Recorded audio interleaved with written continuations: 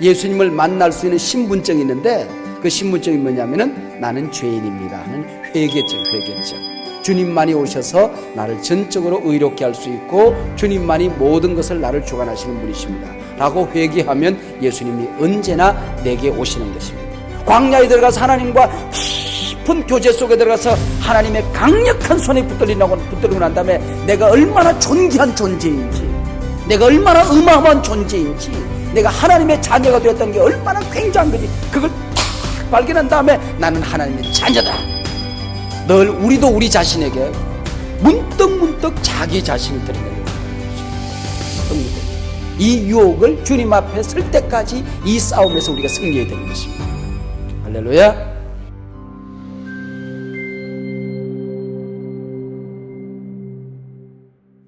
구약의 제일 마지막에 보면 말라기라는 예언서가 있는데 그 말라기 마지막 4장 마지막 절에 보면 엘리야가 올 것이다 그렇게 이야기하고 400년 동안 예언의 말씀이 침묵이 되어집니다. 그 엘리야가 누구냐? 바로 오늘 본문의 주인공 세례 요한이라는 사람입니다. 세례 요한이 구약 마지막 말라기서가 예언한 엘리야처럼 이 땅에 오셔서 선구자 역할, 예수님께서 이 땅에 오시는 것을 예언하는 선지자 역할을, 선구자 역할을 감당하게 됩니다. 400년 동안 예언의 말씀을 너무나 오랫동안 기다렸던 이스라엘 백성들, 유대인들은 세례 요한이 나타나서 예언의 말씀을 선포하게 되었을 때에 이분이 혹시 메시아가 아닌가라고 생각을 하고 유대인들이 레위인과 제사장들을 요한에게 보냈어요. 왜냐하면 요한이 제사장 지파 사람이거든요. 그래서 제사장들을 보내서 네가 누구냐라고 묻습니다. 이 선지자들, 이 서기관들, 그리고 바리새인들, 제사장들, 레위 지파 사람들, 성직자라고 할 수 있는 사람들인데 성경을 달달 외우는 도통한 사람들이에요. 소위 말하는 쪽집게 도사들과 같은 사람들인데 구약 성경을 외우다시피 하는 사람들이었는데 영적인 맥을 잡지를 못하는 겁니다. 그래서 영적인 거대한 물길이 흘러감에도 불구하고 그것을 알지 못하고 이분이 누구냐라고 묻는 것을 볼 수 있습니다. 그들은 영적인 소경이었기 때문에 그렇죠. 소경이었다는 것입니다. 마태복음 2장에 보면 유대인의 왕이 났다는 얘기가 헤롯 왕에게 전해집니다. 온 도성이 발칵 뒤집혀져요. 그래서 성경을 잘 아는 서기관들을 불러가지고 유대인의 왕이 났다고 하는데 어디서 나겠느냐 물었을 때에 유대 땅 베들레헴입니다. 어떻게 너희들이 아느냐? 미가서에 그렇게 기록되어 있습니다. 그리고 줄줄줄 외우는 거예요. 그럼에도 불구하고 그들은 메시아가 왔다는 사실을 외우고 있었지만은 메시아가 오신다는 사실을 다 알고 있었지만은 예수님께 찾아가서 경배하지 않았어요. 근데 동방에서 온 박사들은 그냥 그 별을 보고 뜬구름 잡는 듯한 희미한 진리를 붙들고 생명을 걸고 예수님께 경배하러 달려옵니다. 그리고 목숨을 내어 던져서 예수님께 경배하는 것을 볼 수 있습니다. 여러분, 서기관과 바리새인들에게 손에 잡히는 분명한 지도를 주었어요. 모든 복을 그들이 담을 수 있는, 예수님 만날 수 있는, 메시아를 만날 수 있는 지도를 그에게 주었음에도 불구하고 그것을 올바로 활용하지 못해서 경배하지 않았어요. 이 엄청난 차이를 오늘 본문이 우리에게 대조적으로 극명하게 대조해서 설명하고 있습니다. 보세요. 서기관과 바리새인들은 성경 모든 것을 알고 있었습니다. 예수님이 오셨어요. 그리고 구약의 마지막에 보면 예수님이 오시기 전에 엘리야가 온다는 사실을 알고 있었어요. 세례 요한이 엘리야로 오셨고 예수님 메시아로 오셨지만은 전혀 영적인 흐름을 잡지 못하는 맹인들이었다는 것이죠. 전혀 주님 앞에 와서 경배하지 않았고 순종하지 않았고 복을 받지를 못했어요. 근데 뜬구름 잡는 것 같은 희미한 진리 하나를 붙들고 거기다가 생명을 내어 걸고 달려와서 경배하는 동방 박사들이 있는 겁니다. 이 두 대조를 통하여 오늘 우리가 신앙생활 할 때도 이런 사람들이 있을 수 있다는 가능성을 무섭게 우리에게 말씀하고 있는 거예요. 10년, 20년 예수 믿으면서 성경 공부 많이 했습니다. 그리고 배울 만큼 배웠습니다. 교회가 뭔지 압니다. 하나님이 누군지 다 알아요. 교리를 잘 공부했습니다. 뭐 성경에는 박사예요. 그럼에도 불구하고 전혀 순종하지 않습니다. 그런데 반면 이제 막 예수 믿은 사람들, 그런 사람들이 뭔지도 모르지만 설교 한 편 듣고 알파코스 이제 겨우 끝나고 성령소에 갔다 와가지고 열받아가지고 생명 걸어서 복음을 전하고 생명 걸어서 교회 와서 순종하고 눈물로 기도하고 감격스러운 찬양을 합니다. 그러면은 기껏 하는 얘기가 뭐냐면은 우리도 옛날에 다 해봤어. 얼마나 부끄러운 줄 모르고 그런 얘기를 할 수 있다는 것이죠. 내가 얼마나 그 말이 부끄러운 것이고 얼마나 창피한 것인가를 모르는 상태에서 우리도 옛날에 다 그렇게 했어. 이러고 던진다는. 그리고 그 사람들에게 찬물을 끼얹는단 말이에요. 아, 저 사람들을 통해서 나를 고발하고 있구나. 내 영성을 지금 깨우치고 있구나. 저 사람들이 나를 부끄럽게 하고 있구나. 라고 생각하고 겸손하게 물으면 복음이 우리에게 약속한 모든 복을 받게 될 것인데, 여러분 그러지 못하고 있는 서기관과 바리새인 같은 오늘 우리의 모습을 보여준다고 하는 것이죠. 여러분, 진리를 알고 순종하지 않는 무서움을 우리에게 가르쳐주는 겁니다. 복음을 알았지만은 거기다가 생명을 내어 던지지 않는, 말씀을 붙들었지만은 그 말씀의 능력이 나와 아무런 상관이 없는 오늘의 비극적인 우리의 모습을 부끄럽게 지금 지적할 수 있다고 하는 거예요. 천국 가는 지도를 우리에게 보여주어서 말씀으로 분명히 복받고 살아가는, 주님 만나고 살아가는, 주님 앞에 날마다 경배하고 날마다 주님 만나고 살아가는 영광스러운 영적인 지도를 우리에게 주었어요. 근데 맹인에게 지도를 주었으면 그 맹인에게 지도가 뭐가 필요했겠어요? 맹인에게 지도를 주면, 큰 지도를 한 장 주면 기껏 그들이 쓰는 게 뚫뚫뚫 말아가지고 그걸 가지고 지팡이로 쓰겠죠. 지팡이로 쓰는 겁니다. 지금 서기관과 바리새인들이 하나님의 말씀을 붙들고는 맹인이 되어서 지팡이로 썩어 있는 모습을 보여주는 것입니다. 그리고 지팡이로 쓰다가 자기 앞에 걸리는 사람이 있으면 그걸 어디다 쓰겠어요? 그다음 막대기로 쓰는 거예요. 비껴라 자식들아. 다른 사람을 치는, 그걸로 자기의 영적인 지도로 삼는 것이 아니라 다른 사람들을 두들겨 패는, 다른 사람들을 아프게 하는 막대기로 썩어 있는 모습을 볼 수가 있는 것이죠. 여러분, 예수 오래 믿다 보면 우리가 받는 복이 있어요. 흔들리지 않아요. 흔들리지 않아요. 뿌리가 깊이 내려지고 세상에 비바람이 불어도 그것 때문에 우리 믿음이 요동하는 그런 법이 없어요. 그러나 무서운 함정이 있을 수 있다는 것입니다. 우리도 모르는 사이에 율법주의자가 되고 오늘의 바리새인이 될 무서운 가능성이 우리에게 있다고 하는 것이죠. 이것을 오늘 본문이 우리에게 지적하고 세례 요한을 통하여 지적하고 있는 것입니다. 사람들이 물었어요. 네가 메시아냐? 그리스도냐? 아니다. 네가 엘리야냐? 아니다. 네가 선지자냐? 아니다. 그럼 너는 뭐냐? 광야에서 외치는 자의 소리다. 아마 우리 같으면은 세례 요한이 어떤 자입니까? 제사장 지파에다가 어머니 뱃속에 있을 때부터 성령 충만하던 사람이거든요. 나는 본질적으로 너희들과 다르다. 나는 태생 자체가 다르다. 나는 어머니 모태에서 뱃속에서부터 이미 성령 충만한 자다. 그럴 것 같은데 나는 아무것도 아니다. 나는 광야에 외치는 자의 소리다. 그리고 예수님을 증언한다는 말이죠. 메시아를 증언한다. 세례 요한의 예언의 독특성이 바로 여기 있는 것입니다. 쳐다보면서 예언하는 거예요. 구약의 모든 선지자들은 쳐다보면서 예언한 자는 아무도 없었습니다. 우리가 주일 밤에 노아를 공부하고 있는데 노아가 하나님의 음성을 들었어요. 그때에 홍수로 이 지구가 멸망될 것이다. 이 땅이 망할 것이다 라고 했을 때에 사흘 후에 홍수가 난다. 얼마나 실감났을까요? 봐라, 지금 비 온다. 홍수 난다. 이러면 될 텐데 그게 아니고 120년 후에 홍수가 난다. 그러니까 힘이 없어 보였던 거죠. 근데 세례 요한은 손에 쥐고 지금 예언하는 것입니다. 구세주가 바로 지금 내 뒤에 오신다. 바로 저분이다. 맛을 보고 먹어보고 이것이 지금 하나님의 말씀이다라고 말하니까 세례 요한의 예언의 독특성이 있는 거죠. 그가 이제 오늘 본문 우리 지난 시간에는 지난 수요일 밤에는 14절 한 절 가지고 우리가 공부를 했는데요. 14절 다음에 15절이 나오겠죠. 15절 내 뒤에 오시는 이, 그러면서 그가 나보다 먼저 계신 자이다. 이 모순된 얘기를 하고 있어요. 지금 예수님이 내 뒤에 오시느니.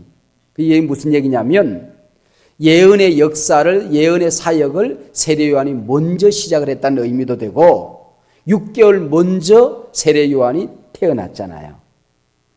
6개월 먼저 이종사총형으로 지금 세례 요한이 태어난다는 말이죠. 그래서 내가 먼저 앞섰다는 것입니다. 내 뒤에 오신다.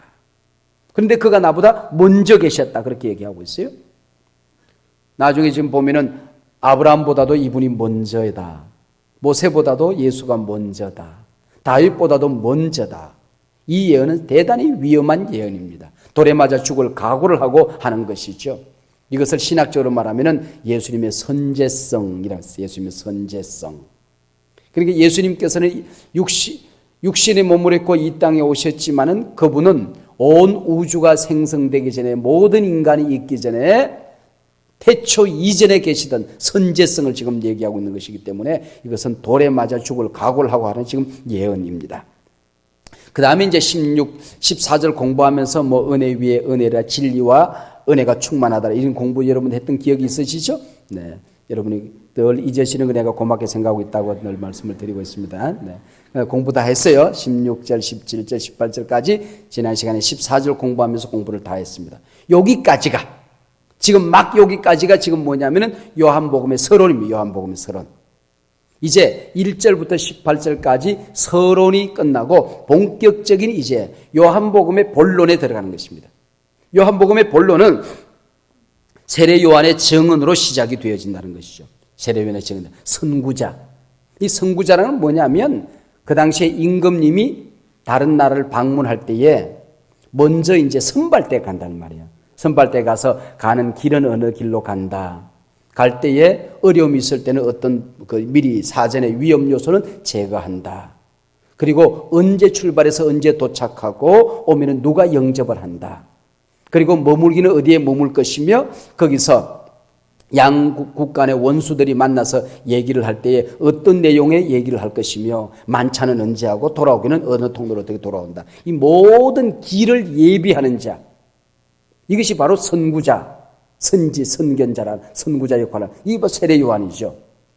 하나님의 아들 예수 그리스도가 이 땅에 오시기 앞서 세상에 오셔서 먼저 예수님의 길을 준비하고 있는 그 준비가 뭐냐? 바로 회개입니다. 회개의 세례입니다. 오늘도 마찬가지예요. 예수님이 지금 나를 방문하기 위해서 우리가 준비해야 될 것은 회개지요. 예수님을 만날 수 있는 신분증이 있는데 그 신분증이 뭐냐면은 나는 죄인입니다 하는 회개증. 언제나 예수님 앞에 오셔서 저는 죄인입니다. 예수님을 모실 자격이 없습니다. 주님만이 오셔서 나를 전적으로 의롭게 할 수 있고 주님만이 모든 것을 나를 주관하시는 분이십니다. 라고 회개하면 예수님이 언제나 내게 오시는 것입니다. 할렐루야. 자, 네가 누구냐 그랬을 때에 먼저 부정하고 나는 아니다 라고 얘기한 다음에 나는 무엇이다 라고 얘기하고 있어요. 여러분 우리가 신앙생활하면서 이게 얼마나 중요한지 모릅니다. 나는 무엇이 아니다. 자기를 부정할 수 있을 때에 자기를 긍정하는 힘이 생기는 것이거든요. 너는 누구냐 그랬을 때 나는 그리스도가 아니다. 나는 엘리야가 아니다. 나는 선지자가 아니다. 모세를 하나님께서 불렀을 때에 나는 그럴 만한 자격이 없습니다. 나는 부족한 사람입니다. 보낼 만한 자를 보내시옵소서. 나는 준비되지 못한 자이다. 그러나 하나님께서 그래. 그러나 내가 너와 함께 하면 그 모든 것을 할 수 있어. 예, 순종하고 가겠습니다. 철저한 자기 부정이 철저한 긍정으로 이어지게 되는 것이죠. 사도 바울을 불렀을 때도 마찬가지입니다. 나는 죄인 중에 괴수입니다. 나는 회방자요. 나는 핍박자입니다. 그러나 내가 바로 너를 통하여 이방의 복음을 전하게 될 것이다. 너는 가장 비천한 자리에서 부름을 받았기 때문에 가장 악한 자리에서 부름을 받았기 때문에 가장 험악한 땅에서 복음을 전하는 내 사도로 너를 쓰게 될 것이다. 예, 제가 가겠습니다. 로마서도 보면은 유대인도 죄인이요 이방인도 죄인이요 모든 인간은 죄인이다. 철저하게 부정해서 출발합니다. 그러나 예수님이 오시면 예수님의 십자가를 믿으면 유대인도 구원받고 이방인도 구원받고 주 예수를 믿으면 모든 사람이 구원을 받는다. 이것이 신학에서는 말하면 신적 부정이 신적 긍정을 낳는다. 본질적인 부정이 본질적인 긍정을 낳는다. 그렇게 이야기를 하고 있어요. 세례요한은 나는 무엇이 아니다. 이 단순합니다. 나는 메시아가 아니다. 나는 소리다. 광야에 외치는 자의 소리다. 얼마나 단순해요. 명쾌하죠. 여기 갈등이 있을 수가 없습니다. 여기 고민이 없어요. 여기 유혹이 없어요. 내가 메시아가 아니라는데 그 다음에 뭐가 있겠어요? 나는 광야에 외치는 자의 소리다. 이게 진리거든요. 이게 하나님 앞에 서는 사람들의 태도거든요. 우리가 하나님 앞에서 뭐가 변명이 많고 잔소리가 많고 뭐가 설명이 길어지면 그게 진실하지 못한 겁니다. 하나님 앞에서는 그런 게 필요가 없는 거예요. 나는 아니면 아니고 기면 기고 분명하잖아요. 가끔 보면은 이곳에 쓰레기 버리는 자는 몇 조 몇 항에 의하여 엄벌에 처한다. 그렇게 써붙이는 게 있어요. 얼마나 험악합니까? 근데 거기 버린다고 엄벌에 처하는 법 없거든요. 거기 쓰레기 버려가지고 엄벌 처해서 혹시 손 들어보세요. 못 버리던 쓰레기 버려가지고. 그런데 그게 말이 길어지거든, 말이 길어. 그렇게 단순한 게 진리예요. 이곳은 쓰레기 버리는 곳이 아닙니다. 그러면 될걸. 그게 진실한 거거든요. 그냥 이곳에 쓰레기 버리면 몇 조 몇 항에 얼마 이하의 벌금에 처합니다. 그 잔소리가 많으면 그거 벌써 실천이 어려운 겁니다. 우리가 하나님 앞에 섰을 때에 나는 아니다. 나는 무엇이다. 담백한 것이죠. 유대인의 격언에 보면 그런 말이 있습니다. 내 혀를 가르쳐 나는 알지 못한다 할 줄 알게 해라. 유대인의 격언에 보면 그런 말이, 탈무드에 그런 말이 있어요. 내 혀를 가르쳐 나는 알지 못한다 할 줄을 알게 해라. 모르는 걸 아는 척 하려고 하니까 진실하지 못해지는 겁니다.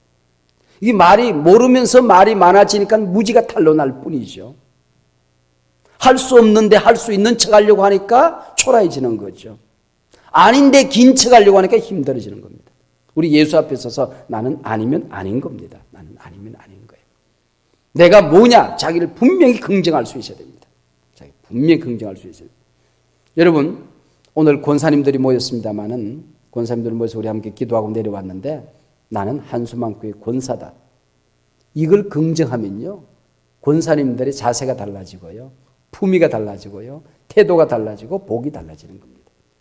이걸 그냥 두리뭉실한 게 그냥 권사인지 모르게 살려고 하는 게 힘들어지는 거예요. 나는 집사다. 이걸 선언하고 나면요, 자세가 달라지는 거예요. 복이 달라지고 태도가 달라지는 겁니다. 나는 목사다. 이걸 긍정하고 나면은 모든 게 달라지잖아요. 가치관이 달라지잖아요. 살아가는 태도가 달라지잖아요. 보는 게 달라지잖아요. 이게 두리뭉실하고 넘어가려고 하니까 이게 자기 아이덴티티가 없어지는 거거든요. 나는 아니다. 나는 아니다. 나는 기다. 이걸 확실하게 우리가 정리하고 넘어간다는 게 얼마나 사람이 담백해지는지 몰라요. 얼마나 순결해지고 그게 힘이 생기는 건지 모릅니다. 왜 이렇게 무력하고 무능하고 힘없고 능력이 없고 주신 복을 놓치고 살아가느냐? 무엇이 내가 아니고 무엇이 긴지에 대한 분명한 신적인 부정과 신적인 긍정, 엄청난 본질적인 부정과 본질적인 긍정을 우리가 잃어버리고 살아가기 때문에 무력한 하루하루를 살아가게 된다고 하는 것이죠. 당시 유대인들은 말라기 이후에 400년간 장구한 시간 동안에 선지자의 음성이 없었어요. 도련이 세례 요한이 나타나서 약대 털옷을 입고 허리에는 가죽띠를 띠고 메뚜기를 먹고 석청을 먹으면서 외치니까 제가 메시아인가 보다. 그래서 메시아라고 단정하고 따른 사람들이 있는 겁니다. 부정하지 않고 가만히만 있으면 메시아가 지금 될 판이에요. 내가 메시아니 아니니 가만히 있고 그냥 사람들이 얘기하면 가만히만 있고 입만 다물고 있으면 메시아가 될 판입니다. 지금 아예 메시아인 줄 알고 믿고 따른 사람들이 구름대처럼 몰려 나오는 겁니다. 거기다 대대고 글쎄 그럴 수도 있고 꼭 그런 건 아니지만 또 그러고 아니라고도 할 수 없고 한마디 해버리면 메시아가 돼버리는 거거든요. 그래서 은근히 그걸 즐긴단 말이죠. 나중에 물으면 내가 언제 메시아라고 그랬냐? 저들이 메시아라고 따라온 거지. 그리고 변명할 수 있는 여지를 남겨놓고 은근히 그걸 즐기는 거예요. 그렇기 때문에 힘이 없어지는 것입니다. 그렇기 때문에 진리에 가까이 가지 못하는 것입니다.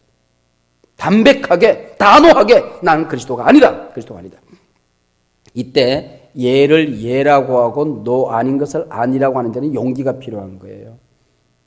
초대교회 순교자들이 예수님은 내 메시아다. 나는 예수님을 믿는다. 이것 하나 분명히 선언함으로써 순교자가 되는 거거든요. 그걸 그냥 두리뭉실하게 그 자리에서 넘어가고 집에 와서 예수 믿는다고 얘기하면 될 텐데 예를 예라고 얘기하면 죽는 거예요. 아닌 것을 아니라고 얘기하면 죽는 겁니다. 여러분, 우리 예수 믿는 사람들이 얘기에 대한 분명한 소리. 예수님을 증거하는 데 있어서 예를 예라고 할 수 있고 아닌 것을 아니라고 얘기할 수 있고 이게 그리스도인이라는 거예요. 나는 그리스도가 아니다. 마태복음 24장 25장에 보면 마지막 때가 되면 그리스도라고 생각하는 사람들이 많이 나타난대요. 우리나라도 그렇고 세계 어디에 가든지 간에 자기가 하나님이라고 하는 사람들이 참 많이 나타난대요. 많이 나타나요. 그러니까 어떤 그 정신병동에서 그랬다고 그러잖아요. I am king. I am king. 나는 임금이다. 그랬더니 옆에 사람이 누가 너 보고 임금하라고 그랬지? 자식아 그러더랍니다. 넌 누구냐 그랬더니 I am God. 그런 거예요. 여러분, 그런 정신병자들이 많거든요. 지금 우리나라에도 자칭 메시아들이 참 많았고 지금도 있잖아요. 지금도 많이 있잖아요. 그때 나는 그리스도가 아니다. 여러분, 사람들이 이렇게 따르다 보면 그렇게 되게 되는가 봐요. 조금만 뭐가 힘이 생기면 그걸 즐기려고 하는 인간의 악이 있단 말이죠. 그 내가 한 것 아니다. 내가 하던 건 아니다. 어떤 기적을 행하고 어떤 능력을 행하고 어떤 힘 있는 일을 한다 할지라도 나는 아니다. 나는 아니다. 한국 교회가 왜 이렇게 좀 교회가 힘을 잃어버렸냐면요. 한경직 목사님이 한국교회 지도력을 가지고 목회를 한 이후에 영적인 지도력이 선명하지 않았어요. 교회 안에서 목사님들의 영적인 지도력이 선명하지 않으면서 누가 목회자인지가 구별이 없었어요. 그러면서 영적인 혼란에 빠져들기 시작한 것이거든요. 이때에 우리 성도님들은 나는 목회자가 아니다. 여러분, 이 선은 간단한 것 같죠? 여러분, 어느 날 목회자가 되어버립니다. 어느 날 교회 안에서 조금 힘이 생기거나 직분이 생기거나 주변에 이렇게 사람들이 이렇게 몰리거나 그러면은 어느 날 목회를 내가 하려고 한다는 말이죠. 여기서 교회가 어지러워지는 것이거든요. 나는 목회자가 아니다. 그리고 난 다음에 나는 장로다. 그러고 나면은요, 내가 장로가 뭘 해야 될까 하는 게 선명한 길이 생기면요, 정신이 번쩍 드는 겁니다. 여러분, 권사님들이 이게 어느 날 그냥 내가 뭐 평신도인지 집사인지 권사인지 내가 뭐 신자인지 아닌지 그냥 구경꾼인지 뭔지 하다가 나는 한소망교회 권사다. 그러고 나면 정신이 번쩍 드는 거예요. 정신이 번쩍 드는 겁니다. 우리 목사님들도 그냥 일꾼처럼 그냥 모섬처럼 하다가 나는 목사다. 이러고 나면 정신이 번쩍 드는 거예요. 번쩍 드는 거예요. 이 신적인 부정과 긍정이 없기 때문에 이게 지금 뭐 늘 흐리멍텅해지고 그렇게 된다는 말이죠. 나는 그리스도가 아니다. 인간은 그 누구도 그리스도가 될 수 없습니다. 믿습니까? 사람은 사람을 구원할 수 있는 능력이 없는 거예요. 나는 뭐예요? 광야에 외치는 자의 소리다. 따라서 광야의 소리다. 나는 광야의 소리다. 여러분, 우리 그리스도인들이 광야가 있어요. 광야가 있어야 돼요. 그래야 하나님의 음성이 들려지는 겁니다. 그냥 나는 아니다. 나는 기다. 예스, 노를 할 수 있으려면요, 광야가 없는 사람은 못하는 거예요. 광야가, 올방이 없는 사람. 하나님 앞에 서서 하나님 앞에 쭉 만났을 때에 하나님이 내게 임하고 나니까 내가 얼마나 아닌 존재인가를 발견하지 않으면 내가 아니라는 걸 못하는 거예요. 광야에 들어가서 하나님과 깊은 교제 속에 들어가서 하나님의 강력한 손에 붙들리고 난 다음에 내가 얼마나 존귀한 존재인지, 내가 얼마나 어마어마한 존재인지, 내가 하나님의 자녀가 되었다는 게 얼마나 굉장한 거지, 그걸 딱 발견한 다음에 나는 하나님의 자녀다, 이걸 선언하는 거지. 여러분, 감동적인 설교 한 편 들었다고 할 수 있는 게 아니라는 말이에요. 광야가 있어야 돼요. 이게 너무 분주한 소리가 많은, 뭔가 세상 잡음이 많은, 듣는 게 뭐 세상에 라디오, 텔레비전, 뭐 세상에 잡음 소리, 신문 소리, 맨날 이것만 들어가지고는 절대로 이걸 못하는 겁니다. 광야가 있어야 돼요. 그래서 유대인들은 1년에 일주일 정도는 다 장사 놓고 그 다음에 모든 거 다 농사 짓는 거 그만두고 장막절을 지키는 겁니다. 장막절을. 그래서 광야로 들어가요. 광야. 초막을 지어놓고 광야 생활하는 겁니다. 광야 생활하는 거예요. 우리 조상들이 광야에서 하나님을 만났던 구름기둥, 불기둥을 인도받았던 만나와 메추라를 먹었던 그 깊은 세계 광야로 들어가는 것입니다. 그러면서 자기를 하나님 앞에 세우는 것이죠. 하나님하고만 만나는 시간, 세상의 모든 욕망을 잠재우는 골방과 광야가 있어야 된다는 것입니다. 그리고 난 다음에 자기가 뭐라고 그래? 자기는 소리다. 단지 소리에 불과하다는 얘기는 무슨 얘기냐면 나는 다만 그 말씀을 증가하는 소리에 불과하다. 도구에 불과하다 그런 얘기죠. 근데 사람들은 지금 누구에게 관심을 가지고 있어요? 세례 요한에게. 소리에게 찾아와가지고는 이게 지금 소리가 말씀이 아닐까? 소리가 메시아가 아닐까? 소리가 우리를 구원해줄 구세주가 아닐까? 그리고 쳐다보니까 너희들 왜 소리에 관심을 가지느냐? 이 소리가 지금 무슨 노래를 부르는지 노래에 관심을 가져야 될 것 아니냐 그 얘기죠. 이 소리가 지금 누구를 말하고 있는지 그 말의 내용에 관심을 가져야 될 것 아니냐 그 얘기죠. 이 소리가 지금 말씀을 증거하고 있으니까 말씀에 관심을 가져야 된다. 이 소리가 예수를 증거하고 메시아를 증거하니까 메시아에 관심을 가져야 되는데 왜 자꾸 나를 주목하느냐? 예수님에게 주목하라 그 얘기입니다. 왜 자기를 자꾸 이렇게 부정해요? 예수님을 드러내기 위해서. 왜 자기를 자꾸 낮춰요? 예수님을 높이기 위해서. 자기가 왜 죽어요? 예수님을 살리기 위해서. 지금 세례 요한이 낮아지고 죽어지고 하는 이유가 있단 말이죠. 예수님을 드러내기 위해서. 사도행전 3장에 보면은 베드로가 성전 미문에 앉은 안전뱅이를 이렇게 세웠어요. 이렇게 세웠더니 사람들이 야 베드로 대단하다.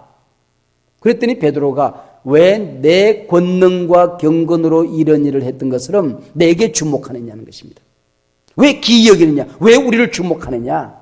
그러면 누구를 주목하는 얘기예요?